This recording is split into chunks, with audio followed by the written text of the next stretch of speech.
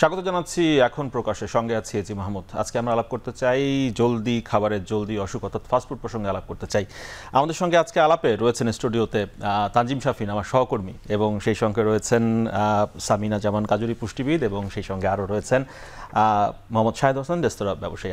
আপনাদের তিনজনকেই স্বাগত আমাদের এই আজকের আয়োজন এবং আলাপে। সেই সঙ্গে চট্টগ্রাম এবং নোয়াখালী থেকে যুক্ত হবেন আমার আরও দুজন সহকর্মী। তার মধ্যে একজন রয়েছেন কাজী মাহফুজ এবং নাসিম শুভ, দুজনকেই স্বাগত। আমরা আলাপে আসবো আপনাদের কাছে। প্রথমে একটু আমার সহকর্মী তানজিম শাফিনের সঙ্গে একটু আলাপ করতে চাই। সেটি হচ্ছে, আপনার প্রতিবেদনে দেখছিলাম সারাদিনই যে কেউ কেউ বলছেন যে রাজধানীতে, শহরে বিভিন্ন জায়গায় আসলে ঘুরতে যাওয়ার জায়গাটা খুব কম, যে কারণে মানুষ ঘুরতে গেলেই যাচ্ছেন রেস্টুরেন্টে। তো রেস্টুরেন্টে গিয়ে তারা ফাস্টফুড খাচ্ছেন। এখন কারো কারো বক্তব্য পাওয়া গেলো যে এমনটা, কেউ আবার বলছেন যে ফাস্টফুড খাওয়ার জন্যই যাচ্ছেন। আসলে আপনি তো মনোবিজ্ঞানের ছাত্র, মানে ফুড সাইকোলজি, ফাস্টফুড সাইকোলজিটা আসলে কীভাবে কাজ করে? কেউ কি আসলে ফাস্টফুড খাওয়ার জন্যই রেস্টুরেন্টে যাচ্ছেন, নাকি ঘোরার কোনো জায়গা নেই, যাচ্ছেন রেস্টুরেন্টে গিয়ে অনুষঙ্গ হিসাবে ফাস্টফুড খাচ্ছেন? এই যে ভাই, এখানে একটা চমৎকার বিষয় রয়েছে। আমরা প্যাভলভের চিরায়ত সাপেক্ষণ বা ক্লাসিক্যাল কন্ডিশনিং বলে একটা বিষয় রয়েছে। সেটা হচ্ছে, যে কোনো প্রাণীকে যদি একটা উদ্দীপকের সাপেক্ষে আরেকটা উদ্দীপক বারবার উত্থাপন করা হয়, তখন একটা উদ্দীপক যখন নাও থাকে, আরেকটা উদ্দীপক আসলেই সেটার প্রতি প্রলুব্ধ হয়। এটা আসলে একটা কুকুরকে দিয়ে পরীক্ষাটা করা হয়েছিল। যেমন হচ্ছে, কুকুরকে ঘন্টা বাজিয়ে খাবার দেওয়া হলে এরপর যখন ঘন্টাটি বাজানো হতো, খাবার না দেওয়া হলেও কুকুরের লালা ঝরতো। তো ঠিক একইভাবে ওই যে সময় ক্ষেপণের ক্ষেত্রে মানুষের একটা অনুষঙ্গ হিসেবে আমাদের অনেক যারা আমরা মতামত নিয়েছি, যাদের কাছ থেকে যারা ফাস্টফুড খাচ্ছেন নিয়মিতভাবে, তারাও এটি বলছিলেন যে আমরা আসলে সময় কাটাতে গিয়ে এটিকে একটা অনুষঙ্গ হিসেবে এখন গ্রহণ করে ফেলেছি।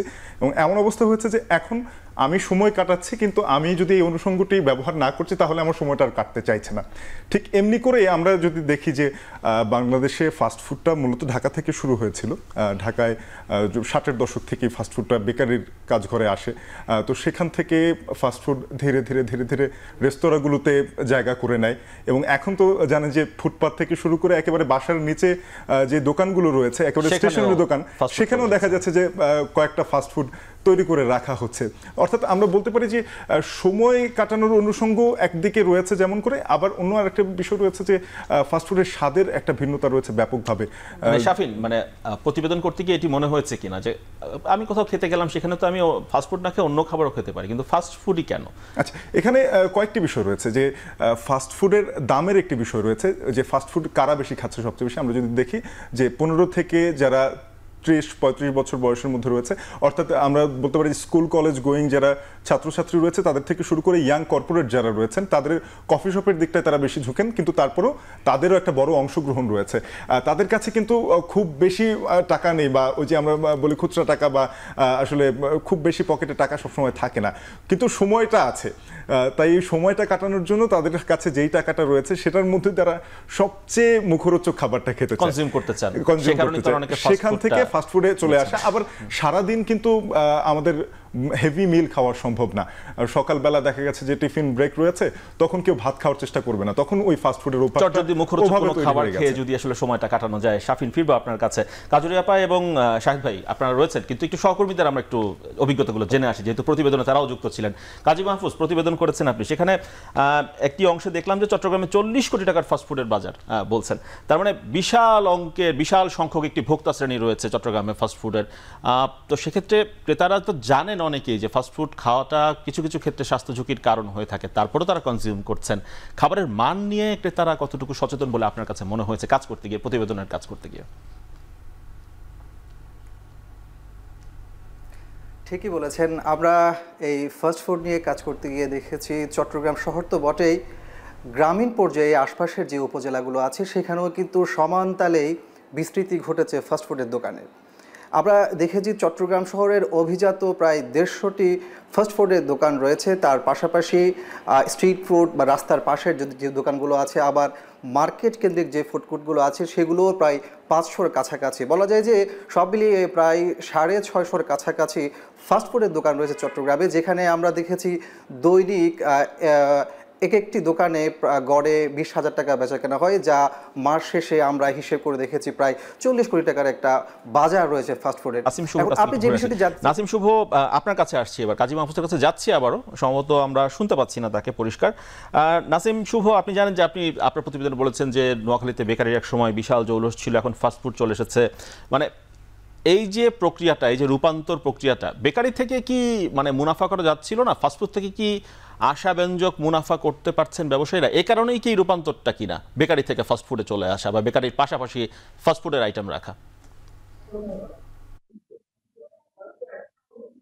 আপনি ঠিকই বলেছেন। আসলে নোয়াখালীতে কিন্তু একসময় বেকারির ভরা জৌলুস ছিল, বিশেষ করে নোয়াখালীর মাইজদী এবং চৌমুহনীতে। এখানে একসময় অনেকগুলো বেকারি ছিল, যেগুলো থেকে শুধু দেশ না, দেশের বাইরেও বিভিন্ন জায়গায় কিন্তু বেকারি পণ্য সরবরাহ করতো। কিন্তু আসলে সময়ের ব্যবধানে, কালের বিবর্তনে ওই সকল বেকারি অধিকাংশ হারিয়ে গিয়েছে। যে সকল বেকারি এখনো রয়েছে সেগুলোতেও কিন্তু আসলে বেকারির পণ্যের পাশাপাশি এখন ফাস্টফুড আইটেমে রাখতে হচ্ছে।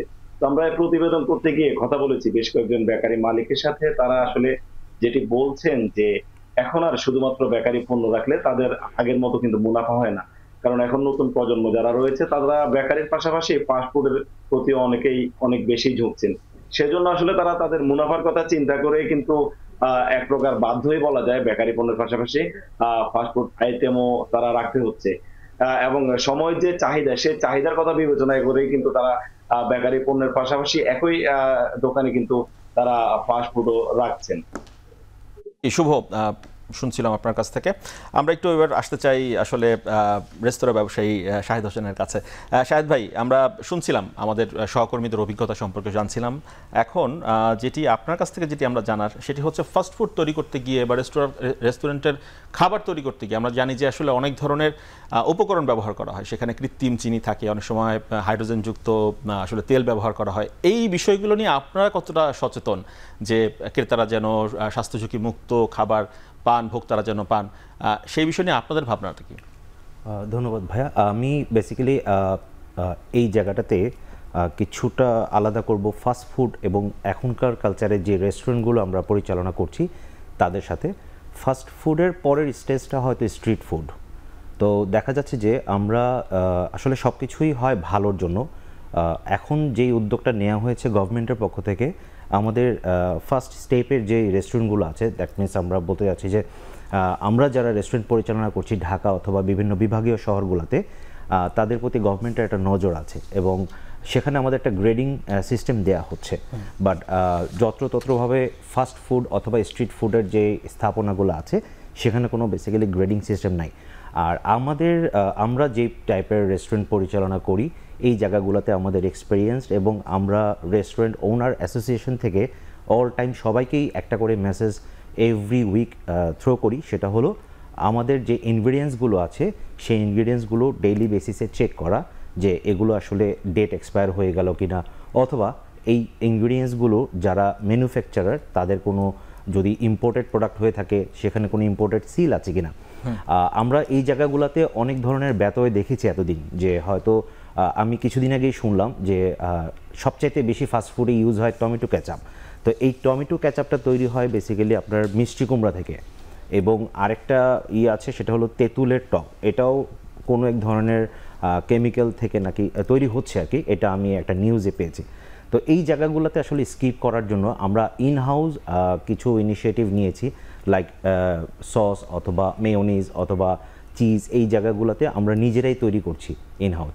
আর যেগুলো ঘন চিনি অথবা আমরা টেস্টিং সল্ট এই ধরনের যে রেস্তোরাঁগুলোতে ইউজ করে, আমরা ওনার্স অ্যাসোসিয়েশনে যারা আছি সবসময় আমরা তাদেরকে করে আসতেছি যে এই ইনগ্রিডিয়েন্টসগুলো আসলে কোনো প্রয়োজনীয়তা নেই আমাদের ইউজ করার। কারণ আমাদের ঢাকায় মেনলি আমাদের যে এক্সপিরিয়েন্স, সেই আমাদের যেই পরিমাণ যেই ধরনের কাস্টমাররা আসে তারা কিছুটা আসলে এক্সপেন্ডিচারটা তাদের একটু হাই। তো আমাদের ইনহাউস যে প্রোডাক্টগুলো লাইক গ্রিলড আইটেম অথবা কাবাবসের আইটেমগুলোতে একটু এক্সপেন্সটা বেশি হলেও দেখা যায় যে ওই ইনগ্রিডিয়েন্টসগুলো দরকার হয় না যেগুলো দিয়ে ফুডটার টেস্ট বাড়ানো যায়। সেটা একটু ডিফারেন্ট শেফ একটু চেষ্টা করলে হয়তো ডিফারেন্ট ওয়েতে ফুডটাকে প্রেজেন্ট করলে দেখা যায় ওটার টেস্টটা আরও বাড়ে।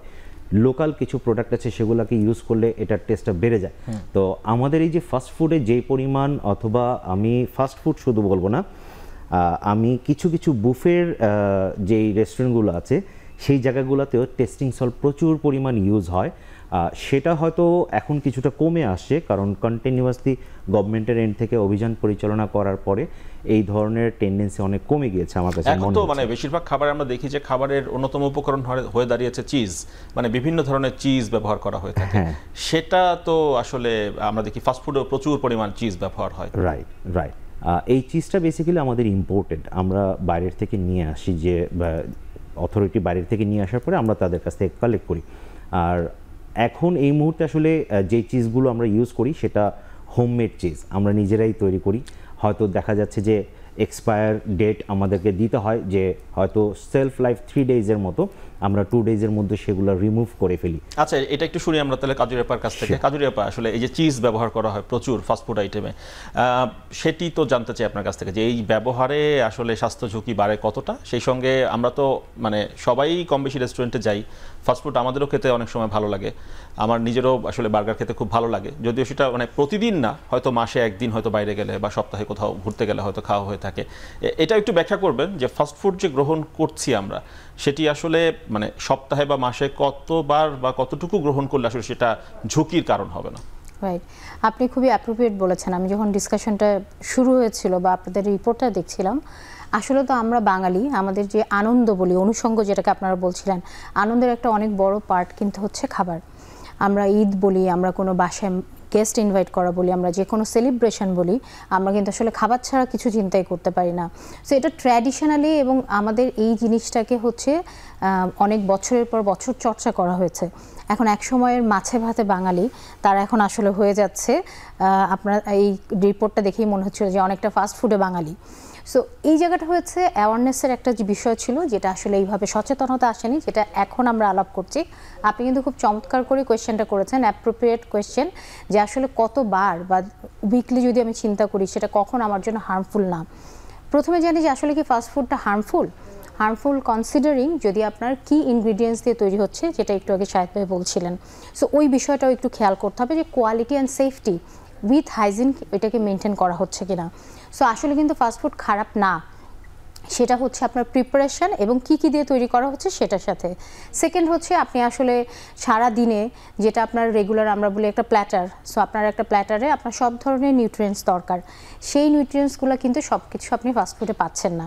তো তাহলে যদি আপনি সারাদিন একটা ফাস্টফুডের উপরেই ডিপেন্ডেন্ট থাকলেন অথবা মজা লাগছে বলে খেয়ে যাচ্ছেন, তাহলে কি হলো, আপনি অনেকগুলো নিউট্রিয়েন্ট মিস করে ফেলছেন। থার্ড পয়েন্ট যেটা খুব ইম্পর্টেন্ট, যেটার কনসিকুয়েন্সেস কী। তো আসলেও অতিরিক্ত যেটা হচ্ছে আপনার প্রতিদিনের চাহিদায় যাদের থাকছে, যারা প্রতিদিন ফাস্টফুড কনজিউম করছেন, তাদের কিন্তু কিছু হেলথ কনসিকুয়েন্সেস তৈরি হচ্ছে, যেটা অ্যালার্মিং, যেটা আপনার বলে আমাদের এখন লাইফস্টাইলের সাথে রিলেটেড লাইফস্টাইল ডিজিজগুলো, নন কমিউনিকেবল ডিজিজ, এগুলোর টেন্ডেন্সি বাড়িয়ে দিচ্ছে। একই সাথে আমরা যদি দেখি ডাইজেশন, প্রচণ্ড ইনডাইজেশনের সমস্যা শুরু হয়েছে, অ্যাসিডিটি, কনস্টিপেশন, সব কিন্তু একসাথে রিলেটেড। হ্যাঁ, এবং last but not the least যেটা ওভারওয়েট অথবা আন্ডারওয়েট, বোথ। কারণ হচ্ছে আপনার ম্যালনিউট্রিশন আমরা মনে করি যে হচ্ছে শুধুমাত্র যারা শুকনা টিংটিঙা এরাই হচ্ছে ম্যালনারিশড, আসলে কিন্তু তা না। আমার মতো একটু যারা হেলদি তাদেরকেও কিন্তু আসলে বলা হচ্ছে ম্যালনিউট্রিশনের একটা পার্ট, যাদেরকে বলা হচ্ছে ওভারওয়েট। সো ফাস্টফুড আপনার ডিরেক্টলি ইম্প্যাক্ট ফেলছে ওখানে। উইকলি খাওয়ার ক্ষেত্রে আমরা অবশ্যই বলি যে উইকলি যদি আপনি 1 or 2 days একবেলা আপনি ফাস্ট ফুড খান, যেগুলো আমাদের রেগুলার এখন অ্যাভেলেবল, এবং সেটা যদি কোয়ালিটিটা আমরা খেয়াল করে নিই, হাইজিনটা মেনটেন করি, ইটস কোয়াইট ওকে উইথ হচ্ছে টিল একটা ইজ পর্যন্ত, যখন আপনার না কোনো ডিজিজ থাকছে। সো যাদের অলরেডি ব্লাড প্রেশার আছে, হাই ব্লাড প্রেশার, অথবা যারা অ্যাজমার রোগী অথবা অ্যালার্জিক সমস্যা আছে, তাদের জন্য কিন্তু ফাস্টফুড একটু বেঁচে খাওয়া অবশ্যই দরকার, এবং সেটা আসলে কোনো কোনো ক্ষেত্রে আমরা ডিসকারেজই করি। চিজ কিন্তু অ্যাজ এ হচ্ছে যদি আপনি দেখেন, এটা খাবার হিসেবে খুবই ভালো একটা নিউট্রিশাস ফুড, কারণ ভেরি গুড সোর্স অফ হচ্ছে protein as well as fat, good fat আমরা যেটাকে বলি। সো যেমন আমরা অনেকে ভাত খাওয়া কমিয়ে মনে করি যে আসলে আমরা শুকিয়ে যাব, আসলে আমাদের প্রতিদিন রান্নার তেল যেটা আমরা ব্যবহার করি, এটা কিন্তু আমরা কেউ খেয়ালই করি না।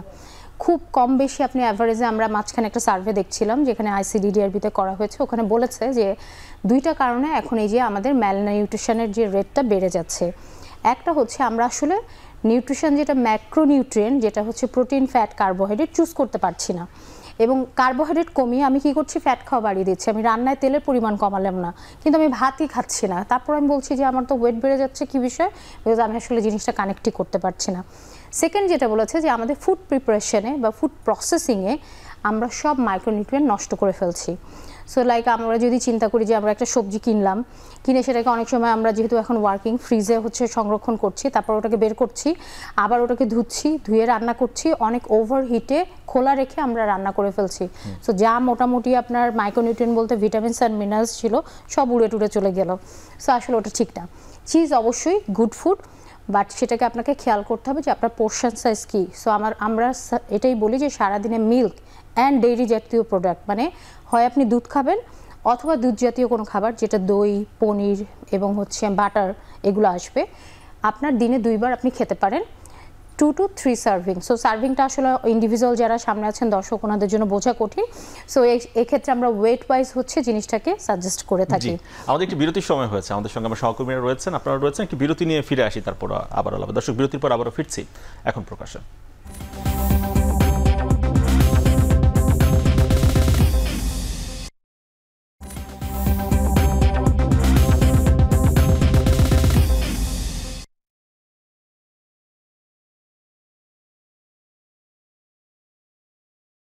সঙ্গে রয়েছেন সামিনা জামান কাজুরি এবং শাহিদ হোসেন, দুজনেই রয়েছেন আমাদের সঙ্গে। কাজী মাহফুজ, একটু আপনার কাছে আসতে চাই এবারে। একটু প্রথমে যে প্রশ্নটি করেছিলাম সেটি একটু বিস্তারিত শুনতে চাই আপনার কাছ থেকে। মানে এত বড় বাজার চট্টগ্রামে ফাস্টফুডের, ক্রেতারা কতটা সচেতন আসলে তাদের এই খাবারের মানের ব্যাপার নিয়ে?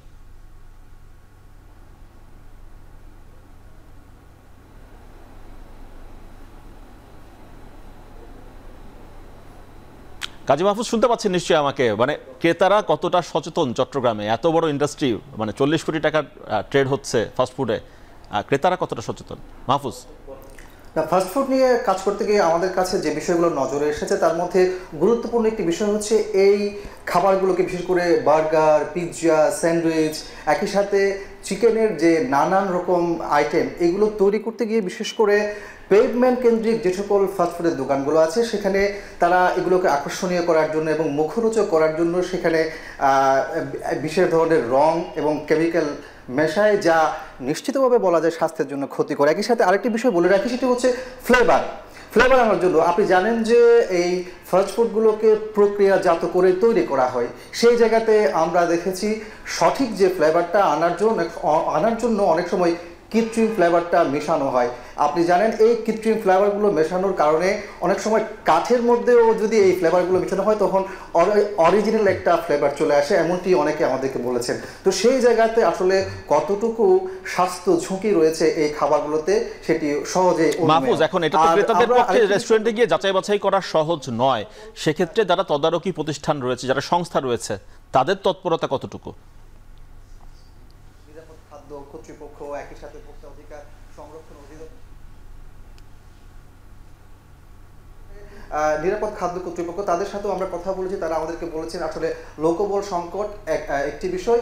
আরেকটি বিষয় হচ্ছে যে নিরাপদ খাদ্য কর্তৃপক্ষ তাদের যে নীতিমালাগুলো আছে, তাদের যে বিধানগুলো আছে, সেখানে তারা 1 লাখ টাকার নিচে কোনো ধরনের জরিমানা করতে পারে না। যার কারণে আমরা দেখেছি যে পেভমেন্ট কেন্দ্রিক যে সকল ফাস্টফুডের দোকানগুলো আছে, তারা ছোট ছোট দোকান, তারা ব্যবসা করে 10-20 হাজার টাকার, সে জায়গাতে আসলে 1 লাখ টাকা বা তার উপরে জরিমানা করাও তাদের জন্য অনেক বেশি কষ্টসাধ্য হয়ে যায়। তো সেই জায়গাতে আসলে আমরা যেটা কাজ করে দেখেছি, মানুষের মধ্যেও যেমন এই সকল খাবারগুলো গ্রহণের ক্ষেত্রে সচেতনতা বাড়াতে হবে, একই সাথে সংশ্লিষ্ট যে দপ্তরগুলো আছে সেগুলোকে কিন্তু অনেক বেশি নজরদারি বাড়াতে হবে। একটু নাসিম শুভর কাছে যেতে চাই। শুভ, নোয়াখালীতে আসলে মানে এই ফুড ইন্ডাস্ট্রি, যেটা ফাস্ট ফুডের যে ইন্ডাস্ট্রি রয়েছে, সেখানে তদারকি কি কেমন?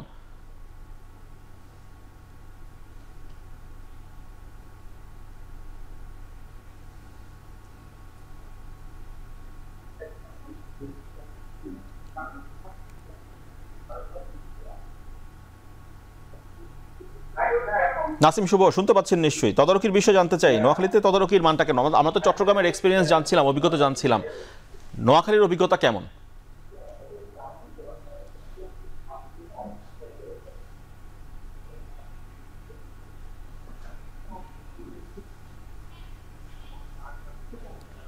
আচ্ছা, নাসিম খুব সম্ভবত আমাকে এখনো শুনতে পাচ্ছেন না।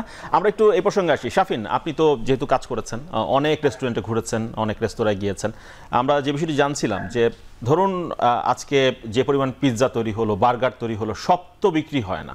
তো সেই অবিকৃত পিৎজা বার্গারগুলো, সেগুলোর গন্তব্য কি হয়? সেগুলো নিশ্চয়ই কি ফেলে দেওয়া হয় সব রেস্তোরাঁয়, নাকি পরের দিনের জন্য ফ্রিজে রেখে দেওয়া হয়, পরে আবার মাইক্রোফোনে গরম টরম করে পরিবেশন করা হয়? এখানে একটা বিষয় রয়েছে যে নিরাপদ খাদ্য কর্তৃপক্ষ থেকে কিছু রেস্তোরাঁয় ওই যে গ্রেডিং পদ্ধতি যেটি 18-19 অর্থ বছর থেকে চালু হয়েছিল সেখানে করার হয়েছে। তো এই রেস্তোরাঁগুলোতে আমাদের যেটি পর্যবেক্ষণ, যে এখানে আসলে সত্যিকার অর্থে আমরা দেখেছি যে এই খাবারগুলো বেঁচে যায়, সেই বেঁচে যাওয়া খাবারগুলোকে তারা সেগুলোকে কোনো না কোনোভাবে সেটাই আর পরের দিন আসছে না, পরের দিন বিক্রি হচ্ছে না। কিন্তু সেখানেও একটি প্রশ্ন থেকে যায় যে এই খাবারগুলো আসলে তারা অন্য কোনো লোয়ার অথরিটি আমরা বলতে পারি যে আরেকটা কর্তৃপক্ষের কাছে ছেড়ে দেওয়া, যে তারা আবার বিক্রি করতে পারে কিনা, এরকম একটি প্রবণতা রয়েছে যেটি ক্যামেরার ছাড়া আমাদের চোখে পড়ে। বিভিন্ন জায়গায় এটা আমরা দেখেছি যে একটা রেস্টুরেন্ট থেকে বানানো খাবার, ধরতে পারেন যে চিকেন পরোটাটা এখন অনেক জায়গায় হচ্ছে, যেগুলো আপনার বেকারি থেকে শুরু করে সব জায়গায় হয়। তো এই চিকেন পরোটা প্রথমত তৈরি হচ্ছে এক জায়গাতে, তো সেখান থেকে যখন দেখা গেল যে ভালো বেকারিতে ভালো বিক্রি হয়নি, তো সেখান থেকে সেই চিকেন পরোটা পরের দিন আবার একটু সস্তায়, তার প্রায় অর্ধেক দামে অনেক ক্ষেত্রে একটা এলাকায় গিয়ে সেটা একটা ভ্যানের উপরে এভাবে বিক্রি করে দেওয়া হচ্ছে। এরকম ঘটনাও কিন্তু আছে, এবং সেই ভ্যানগুলোও কিন্তু পপুলার, সেগুলোরও জনপ্রিয়তা আছে, এবং সেখানে মানুষ জানেন যে এখানে এই খাবারগুলো রয়েছে এবং এইটি আগের দিনের খাবার। সেটা আসলে সেখানে আমি বলবো যে অসহায়ত্বের একটা বিষয় রয়েছে। তবে এই ভালো মানের রেস্তোরাঁর বাইরে যদি আমরা আসি, সেক্ষেত্রে বেশিরভাগ খাবারই যেটা পরের দিন, আপনি এমনও দেখেছি আমরা দৃষ্টান্ত, যে গ্রিলের কথা যদি আমি বলি, যে একটা গ্রিল ধরেন 4টা মুরগির গ্রিল রয়েছে একটা মেশিনের ভিতরে, সেখানে 4টার মধ্যে 3টা বিক্রি হলো, একটা রয়ে গেছে, এটা পরদিন পর্যন্ত ওই অবস্থাতেই রয়েছে। এবং পরদিন আমি খেতে গিয়েছি, খেতে যাওয়ার পরে আমি দেখছি বলছে যে গ্রিল এখন হচ্ছে, এখনো হয়নি, 4টার পরে হবে, কিন্তু এইটা আছে, এটা আপনি খেতে পারেন। আমি বললাম যে না, এটা তো আমি খাবো না, আমি অপেক্ষা করছি।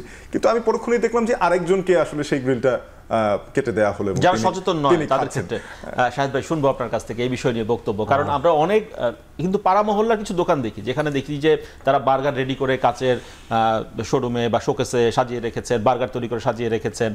সেটি তো সব তো বিক্রি হয় না। আমি রাত 10টা-11টার সময় গিয়েও দেখেছি যে সেখানে বার্গার রয়ে গেছে, পিৎজা রয়ে গেছে। এগুলোর মানে পরবর্তীতে কি হয় এই বিষয়গুলো নিয়ে সচেতনতা কিভাবে বাড়ানো যাবে? আপনারা যারা রেস্টুরেন্ট যারা ব্যবসায়ী রয়েছেন তারা কি করেন খাবার অবিকৃত বা বেঁচে গেলে? আচ্ছা, আমি আবার একটু মেনশন করি, শাফিন ভাইকে আমি সাপোর্ট করছি যে রেস্তোরাঁতে ভালো ক্যাটাগরি ওয়াইজ অনেক ধরনের রেস্তোরাঁ আছে।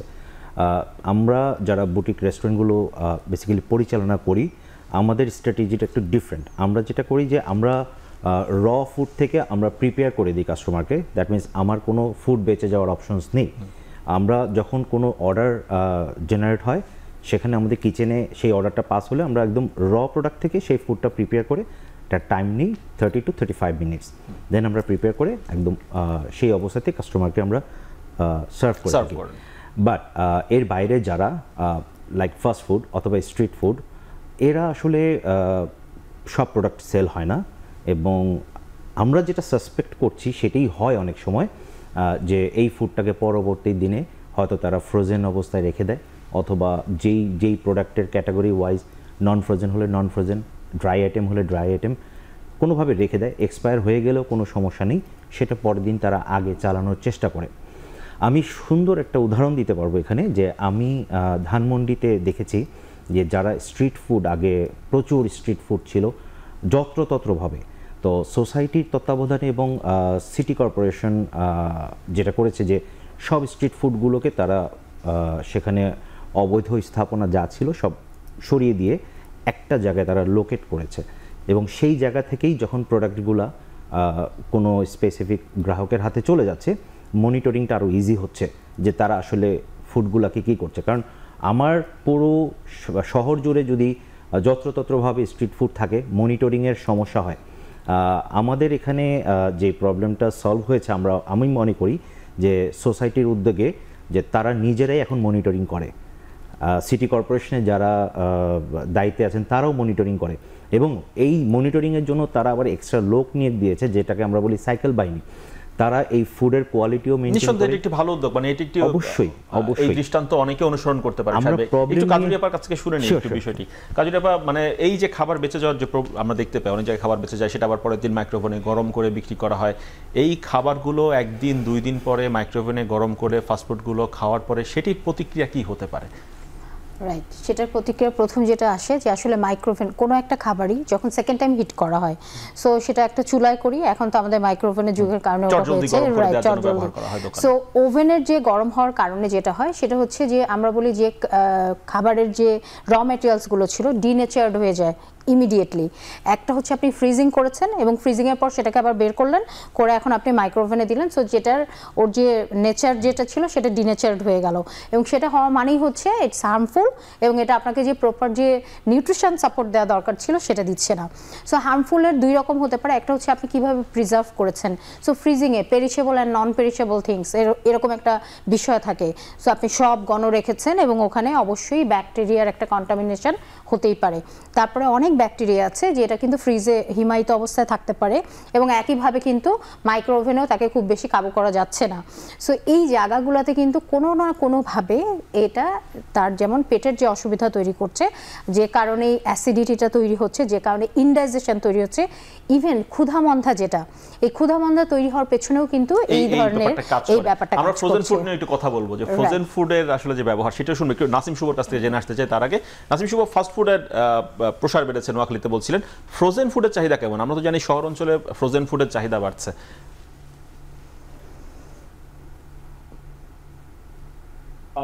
আসলে নোয়াখালীতে কিন্তু সময়ের সাথে সাথে যে ফাস্ট ফুড শুধু বেড়েছে সেটি না, এর পাশাপাশি কিন্তু ফ্রোজেন ফুড যেগুলো সেগুলো চাহিদাও বেড়েছে, সেটি সত্য। তবে আসলে যারা ক্রেতা সাধারণ রয়েছেন তাদের এখন আসলে সময়ের যেটি দাবি সেটি হচ্ছে আসলে এই সকল যে নতুন যে খাদ্যগুলো সেগুলোতে আসলে সংশ্লিষ্ট কর্তৃপক্ষের কিন্তু খুব একটা নজরদারি নেই।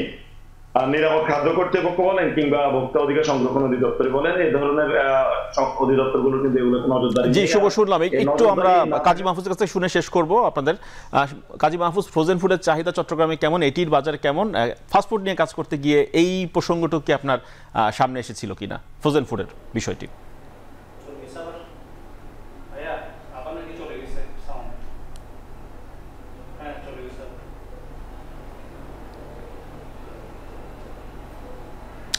কাজী মাহফুজ এবং নাসিম শুভ দুজনকে অসংখ্য ধন্যবাদ যুক্ত থাকার জন্য। আমাদের একটি বিরতির সময় হয়ে গিয়েছে, আমরা একটু বিরতির পর ফিরে এসে তারপর বাকি আলাপগুলো করবো। দর্শক, বিরতির পর আবারও ফিরছি এখন প্রকাশে।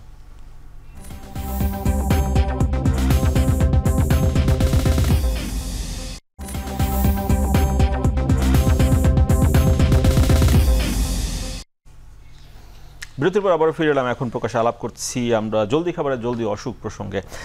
আমরা একটু ফিরতে চাই তানজিম শাফিন, আপনার কাছে একটু জানতে চাই ফ্রোজেন ফুড, সেটিরও তো আমরা দেখছি ব্যবহার বেড়েছে বিভিন্ন, শুধুমাত্র রাজধানী নয়, যে কোনো শহর অঞ্চলেই মানুষজন খুব সহজে রান্না করার ঝামেলা এড়ানোর জন্য ফ্রোজেন ফুড নিয়ে ফ্রিজে রেখে দেন, পরে সেটি গরম করে বা তৈরি করে খাওয়ার ব্যবস্থা করেন। সেই সঙ্গে আরেকটি প্রসঙ্গ রয়েছে, সেটি হচ্ছে আমরা দেখি যে বিভিন্ন প্যাকেটজাত খাবার, সেটি কিন্তু বলা হয়ে থাকে নিরাপদ এবং শুষ্ক স্থানে সংরক্ষণ করুন, কিন্তু আমরা অধিকাংশ সময় দেখি ক্রেতা আকর্ষণ করার জন্য দোকানদাররা সেই প্যাকেটজাত বিভিন্ন চিপস, সেটি হতে পারে বাটার বান, সেটি হতে পারে চানাচুর, সেটি সামনে ঝুলিয়ে রাখেন, সেখানে বৃষ্টির পানি পড়ছে উপর দিয়ে, রোদের উত্তাপ লাগছে, কি অবস্থা দাঁড়ায়, এক্সপিরিয়েন্স কি? আচ্ছা, প্রথমে এই প্রসঙ্গে আসি যে প্যাকেটজাত যে খাবারগুলো রয়েছে, এখানেও কিন্তু একটা বিশাল বড় বাজার রয়েছে, যেই বাজারটা আসলে ফাস্ট ফুড নামে চিহ্নিত করা উচিত, কিন্তু সেটি এখনো করা হচ্ছে না বা হয়নি, এখনো সেভাবে ভাবা হচ্ছে না। আমি যদি আলতো বলতে চাই, চিপস যেটা বলা হয় যে বিশ্বব্যাপী আসলে সেটি ফাস্ট ফুড, সেখানে কোনো শঙ্কা নেই। নানান ধরনের আমাদের যে বড় বড় শিল্প প্রতিষ্ঠান গ্রুপগুলো রয়েছে, তারা দেখবেন যে শিল্পগোষ্ঠীগুলো বিভিন্ন ধরনের মুখরোচক, এখন দেখা যায় যে ওই পিৎজাটাও তারা বলছে যে প্যাকেটে করে বিক্রি করছে, এরকমও বাজারে কিন্তু পাওয়া যাচ্ছে যে আপনি 20 টাকায় একটা পিৎজার স্লাইস পাচ্ছেন, এরকম তারা বলে বিক্রি করছেন। এরকম অনেক কিছু রয়েছে প্যাকেটজাত খাবার যেগুলো আসলে ফাস্ট ফুড, এবং এগুলো সংরক্ষণের ক্ষেত্রে ওই যে শীতাতপ নিয়ন্ত্রণ ব্যবস্থা ব্যবহার বা হিমায়িতভাবে সংরক্ষণ করা, এটির একটি বাধ্যবাধকতা রয়েছে, তবে তা একেবারেই মানা হয় না। এবং এই প্যাকেটগুলো খোলার পরে সেটি বোঝা যায়, সেটি কীভাবে বোঝা যায়, যখন দেখবে যে আপনি হয়তো একটার ভিতরে একটু জেলিটিন বা জেলি ছিল, সেটা ছড়িয়ে গেছে পুরোটার মানে দীর্ঘদিন ধরে এটি কোনো না কোনো কারণে বাইরের কোনো তাপে কিংবা কারণে এটি নষ্ট হয়ে যাচ্ছে। শাফিন, আমরা জানি যে ফুড ব্লগার যারা রয়েছেন তারা কিন্তু আমাদেরকে খাবারের ব্যাপারে খুব ইন্সপায়ার করেন। আমরা অনেক ক্ষেত্রেই তাদের ভ্লগ দেখে কিন্তু আমরা বিভিন্ন রেস্টুরেন্টে খেতে যাই। আমাদের সঙ্গে একজন ফুড ব্লগার যুক্ত রয়েছেন, নুসরাত ইসলাম, তাকে আশা করছি দেখতে পাবো। নুসরাত ইসলাম, নিশ্চয়ই শুনতে পাচ্ছেন আমাকে? নুসরাত শুনতে পাচ্ছেন আমাকে নিশ্চয়ই?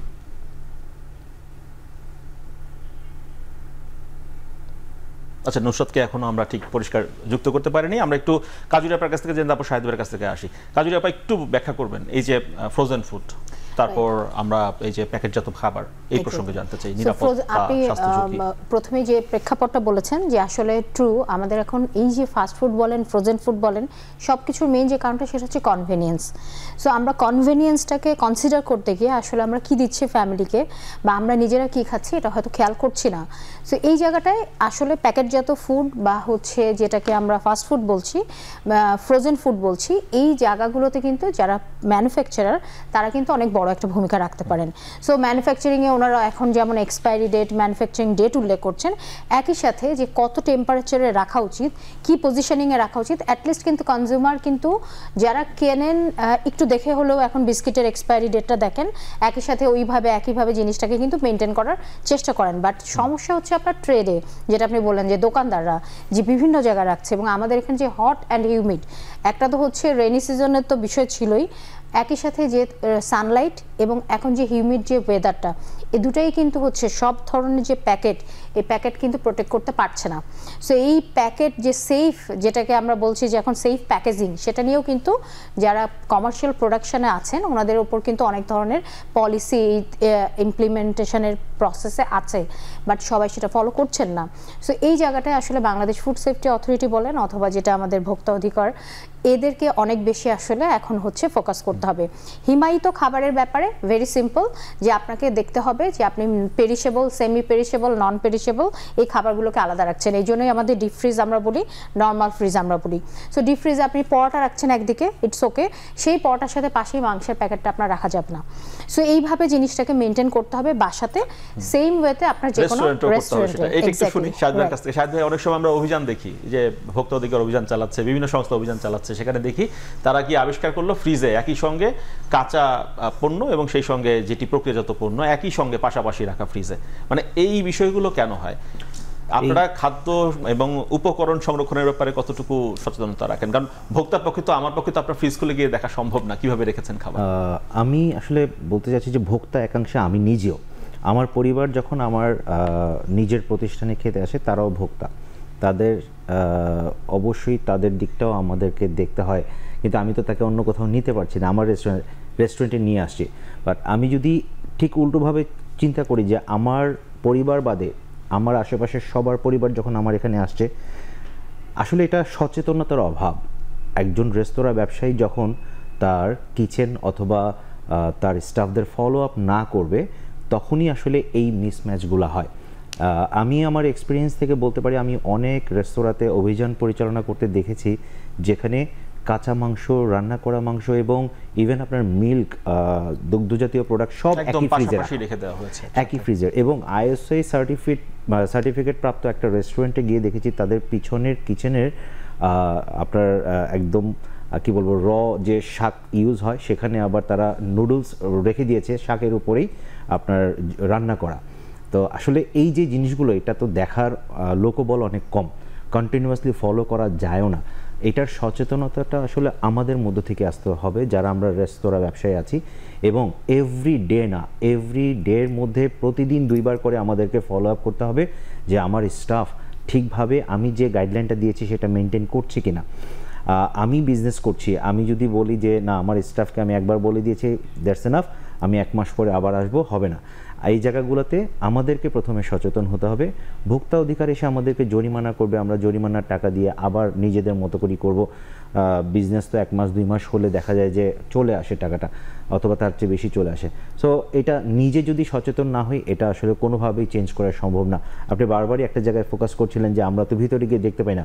আসলে এটা মানে কোথাও সম্ভব না যে আপনি কিচেনে গিয়ে দেখবেন যখন একটা ইনসিডেন্ট হয় আমরা নিজেরাই গেস্টকে ওয়েলকাম করি, প্লিজ আমাদের কিচেন ভিজিট করেন। এখন তো অনেকে লাইভ কিচেনের ব্যবস্থা করেছে, চাইলে লাইভ এক্সপেরিয়েন্সও নেওয়া যায়। ইভেন আমাদের সিটি কর্পোরেশন থেকে বলা আছে আপনি যদি লাইভ কিচেন নাও করতে পারেন আপনার মনিটর দিয়ে ওটা ভিজিবল করতে হবে, গেস্ট যেখানে বসে সেখানে ভিজিবল করতে হবে যে কিভাবে রান্না হচ্ছে, কিভাবে ফুড প্রিপেয়ার হচ্ছে, সবকিছু যাতে একটা গেস্ট দেখতে পায়। সেটা আবার অনেক ক্রেতা আগ্রহ সহকারে দেখতেও চান, সেটা দেখার জন্য অনেকে আবার রেস্টুরেন্টে যান। এক্স্যাক্টলি। তো ওই ধরনের সিস্টেম যদি ডেভেলপ করা যায় ম্যাসিভ ওয়েতে, দেন আমার মনে হয় কিছুটা পরিবর্তন আসবে। কারণ আমার ঘরে কি হচ্ছে সেটা আমার গ্রাহক জানার অধিকার রাখে এবং এটা তার একটা রাইটের মধ্যে পড়ে। আমি তাকে কি খাওয়াচ্ছি সেটা সে দেখতে চাইতেই পারে, সে আমার কিচেনে ঢুকতে চাইতেই পারে এবং আমি বাধ্য তাকে আমার কিচেন পরিদর্শন করাতে। সো অনেকাংশে ভোক্তাদেরও থাকে না যে তারা কিচেন ভিজিট করবে অথবা ওই রকম সচেতনতা আসলে আমাদের মধ্যে নাই। আচ্ছা শাহেদ ভাই, এরপর আপনার কাছে জানতে চাইবো যে আমরা আসলে ট্রেডিশনাল ফুডের প্রসারটা আরো কি করে বাড়াতে পারি সেই বিষয়ে জানবো। একটু কাজুরাপার কাছ থেকে ঘুরে আসি। কাজুরাপা বলছিলেন যে একই ফাস্টফুড যেটা আর কি সেটা যদি বাসায় তৈরি করা হয় তাহলে বোধহয় আসলে সেটা স্বাস্থ্যসম্মত হতে পারে, সেটি কি উপায়, কি কৌশলে? ট্রুলি, কারণ আপনি যেমন বলছিলেন ফাস্টফুড আপনি পছন্দ করেন, আসলে ভ্যারাইটি পছন্দ করে এখনকার জেনারেশন, যেটা জেন জি অথবা মিলেনিয়ালস বলেন, এরা বলে হচ্ছে fusion. So they would love to have some fusion. So like আগের যে স্যুপটা তৈরি হতো, স্যুপটা ওই আমরা থাই ফ্লেভারের স্যুপ ছাড়া অন্য কিছু চিন্তাই করতে পারে না। বাট এখন দেখেন সেই ক্রিম অ্যান্ড মাশরুম বলি থেকে শুরু করে অনেক রকম স্যুপের কিন্তু কারিকুলাম চলে এসছে। So it's not very big deal for a মানে মম অথবা যারা আমরা বাসার বড় যারা ফ্যামিলি মেম্বার, তারা কিন্তু এইভাবে জিনিসটাকে কন্ট্রিবিউট করতে পারি। সো বাসায় ফাস্টফুড তৈরি করা হলে অবশ্যই সেটা প্রথম হচ্ছে ফ্রেশ হবে, দ্বিতীয়ত হচ্ছে সেটা আমি আমার ফ্যামিলি মেম্বারদের টেস্ট ওয়াইজ তৈরি করব। যেমন কোথাও অনেক বেশি স্পাইস ইউজ হয়, সেটা হয়তো আমি আমার বাসার জন্য করব না, অবশ্যই আমি টেস্টিং সল্ট ইউজ করব না। এবং আমি কি করব, যেটা আমরা অনেক সময় আমাদের যারা মারা যখন অসহায় ফিল করেন যে আমার বাচ্চা তো পিৎজা ছাড়া কিছু খাবে না, সো অবশ্যই খাবে। পিৎজার মধ্যে আপনি কার্বোহাইড্রেট হিসেবে দিচ্ছেন, ওখানে আপনার ফ্লাওয়ার থাকছে, ময়দা থাকছে, আপনি এখানে যতটা পারেন ভেজিটেবলের মিক্স অ্যান্ড ম্যাচ করেন। আপনি চিজটাকে এমনভাবে দেন যে চিজটা ডিনেচার না হয়ে যায় এবং সেটা শক্ত না হয়ে যায়, বাচ্চা যেন ওটাকে চিউইং জিনিসটাকে যেন এনজয় করে। এবং নট বাট মানে ওখানে সসেস দেওয়ার চেয়ে উই উড প্রেফার যে আপনি চিকেনের টুকরা কেটে কেটে ওটাতে হচ্ছে আপনি ওটার সাথে ওকে দেন। সেই জায়গাটায় যেটা হবে মায়ের ইমোশন, এবং মা কিন্তু তখন প্রিপারেশনের ক্ষেত্রে নিজের সন্তানকে বা ফ্যামিলি মেম্বারদেরকেও ইনভলভ করতে পারেন, চলো আমরা আজকে পিৎজা বানাই। So it will create interest also যে র ম্যাটেরিয়ালস থেকে কী করে ফুডটা প্রিপারেশন হচ্ছে, ফ্রেশ, কোয়ালিটি অ্যান্ড হচ্ছে কাস্টমাইজ ফর মাই ফ্যামিলি। এই জিনিসটাকে কিন্তু হাইলাইট করা দরকার খুব জরুরিভাবে। কারণ আমি বাইরে গিয়ে যখন থাই স্যুপ অর্ডার করছি, আমার টেস্ট বার্ড একরকম কিন্তু আসলে ডিফারেন্ট হচ্ছে না। সো সবাইকে একই রকম থাই স্যুপ খেতে হচ্ছে। বাট আমি যখন বাসায় তৈরি করবো অবশ্যই আই উইল চেক যে আমার বাচ্চা বেশি ডিম দেওয়া পছন্দ করে, অথবা আমার হাজব্যান্ড হচ্ছে একটু বেশি পছন্দ করছে, একটু লেবুর গন্ধটা ভালো আসবে অথবা থাই পাতার ফ্লেভারটা আসবে। I will check on that. ফাস্টফুডকে সুষম করে তোলা। এক্স্যাক্টলি। এবং ইটস রিয়েলি হচ্ছে আপনার যেমন বাচ্চাকে এন্টারটেইন করা হবে, ফ্যামিলি মেম্বারকে এন্টারটেইন করা হবে, একই সাথে যেটাকে আমরা বলছি অনুষঙ্গ তৈরি করতে সবসময় বাইরে যেতে হবে না। অ্যাটলিস্ট ঢাকা শহরে ট্রাফিক জ্যামটাকে অ্যাভয়েড করে বাসায় আপনি সুন্দর মতো এন্টারটেইন করতে পারবেন। আমাদের আরেকটি বিরতির সময় হয়েছে, বিরতির পর ফিরে আসি আমরা। দর্শক, বিরতির পর আবারও ফিরছি এখন প্রকাশন।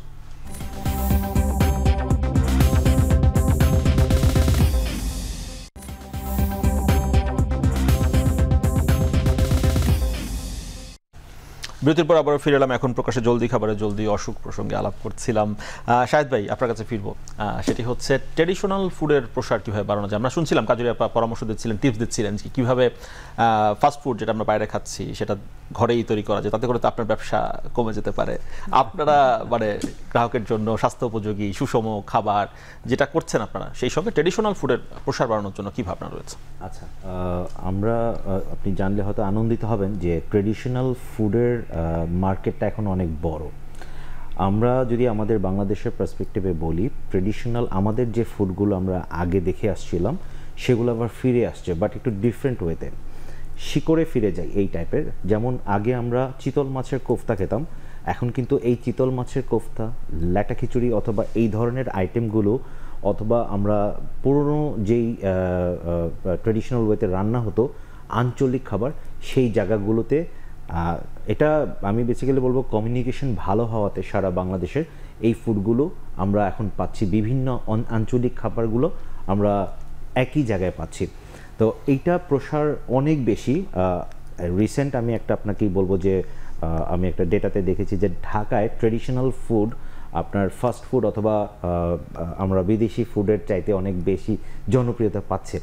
তো বিভিন্ন জায়গায় আমি মেইন পয়েন্ট যেগুলো বলবো, ধানমন্ডি, গুলশান, মিরপুর অথবা উত্তরা, এই জায়গাগুলোতে আমাদের ট্রেডিশনাল যে ফুডের শপগুলো আছে সেখানে প্রচুর ভিড় পাওয়া যাচ্ছে।